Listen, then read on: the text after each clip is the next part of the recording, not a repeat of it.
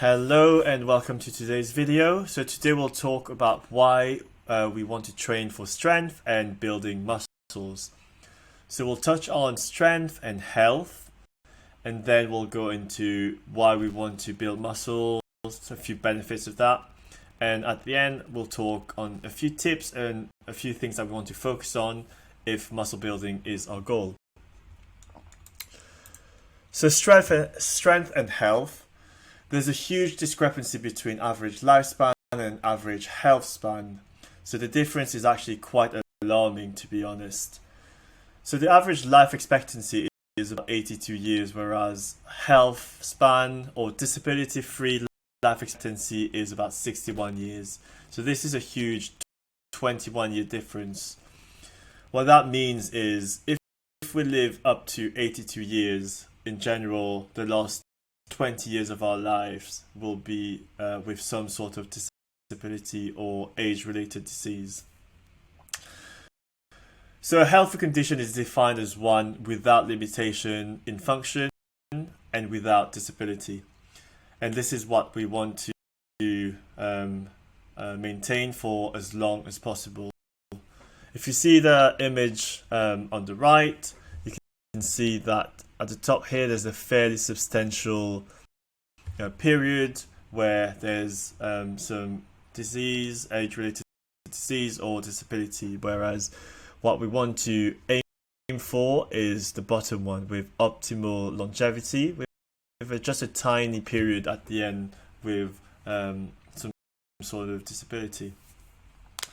So we talked about cardio in the past and why it's important, so cardiorespiratory fitness. So essentially it gives us strong heart and strong lungs and makes us have a long life, so it gives us a long life. On the other hand, strength gives us a good life.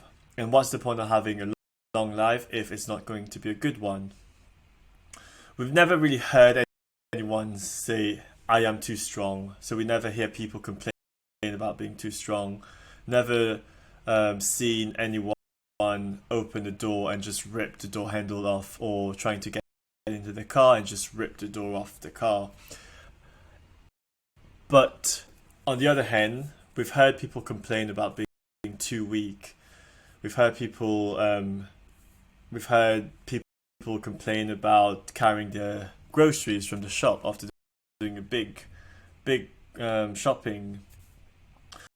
We've seen people get injured or hurt themselves just from general movement throughout the day, and this is a problem and something that we want to address. So next is, why should we care about building muscles? So muscles are in constant flux. What that means is we're constantly breaking down and building muscles at the same time. And the fun fact is that in 3 to 4 months, there's a complete turnover in our muscles. So essentially that means the muscle that we have now is completely different to what it was 3 or 4 months ago. So it's essentially a new muscle. And I thought that's quite an interesting fact to share. So a few benefits of building muscles. So number one, it reduces risk for all-cause mortality. Essentially what that means is the fitter we are, the less likely we are to die young. And I think this is quite appealing, to be honest. So number two is recovery from injury, illness or surgery. So there's loads of research showing that the fitter we are going into surgery, let's say, the quicker we recover from it. And we've also heard that, especially throughout this COVID situation, the fitter we are, the more muscles we have, the more likely we are to suffer less from this virus, which is again quite important. Next is a lower cancer mortality rate. Again, so there's loads of research showing that when we have muscles, we are fit, we have lower risk of mortality with cancer. And next is quality of life. So we touched on strength in the previous slide. So when we have muscles, we also have strength. So often they are linked. And the stronger we are, the better quality of life we have. Metabolic health is also very important. Often we tend to focus a lot more on our nutrition when it comes to metabolic health. So if our blood sugar is high, if we have high cholesterol, we tend to first thing to cut down carbs, cut down sugar or fat. We often forget about the role of muscles in this whole thing. So muscles are the biggest site of glucose disposal in our body, and this is very important when it comes to someone with diabetes. And exercise is an insulin independent glucose clearance, which again very important. Better metabolic rate, better basal metabolic rate. So essentially that means we've heard people say I've got a slow metabolism, fast metabolism. So with muscles, we have a faster metabolism as it stands. That means we burn more calories just from staying alive. And finally, something that is very important to many people is it gives us that toned look. So it makes us look more muscular, makes us look more lean, which is very desirable.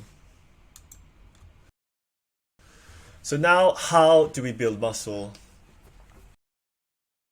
So the muscle building process is called muscle protein synthesis.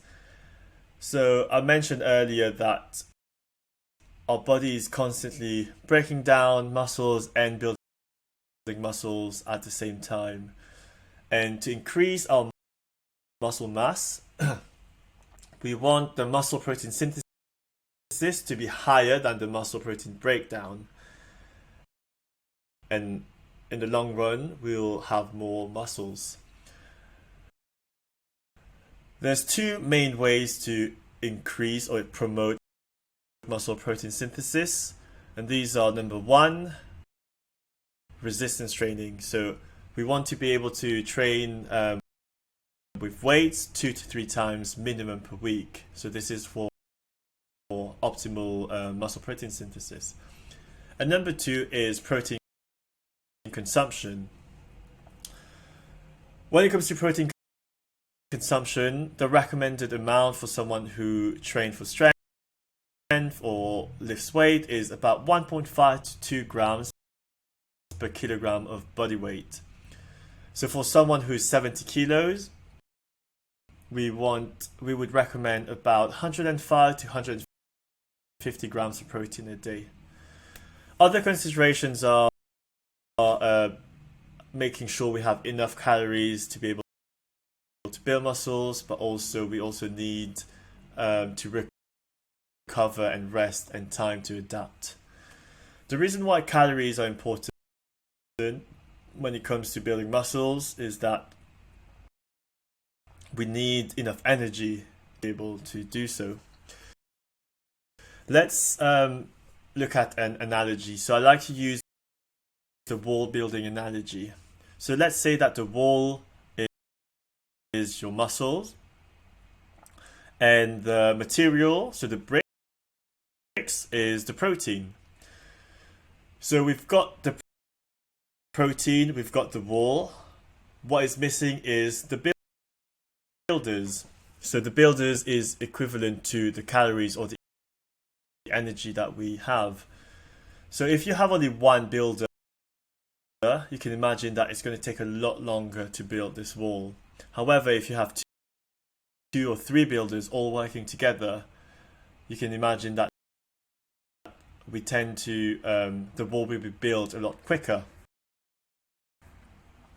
So this is very similar in your body. So if you have more calories, we can build muscles a bit quicker. If you have less calories, so less energy, we tend to build muscle a bit slower.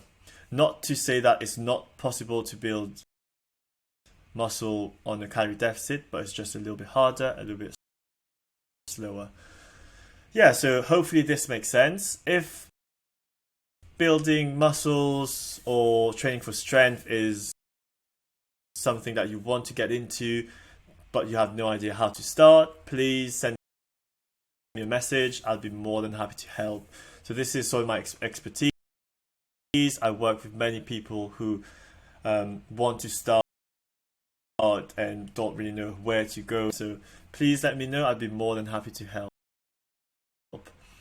Thank you very much for your time. Hopefully that was helpful, and speak to you soon. Goodbye.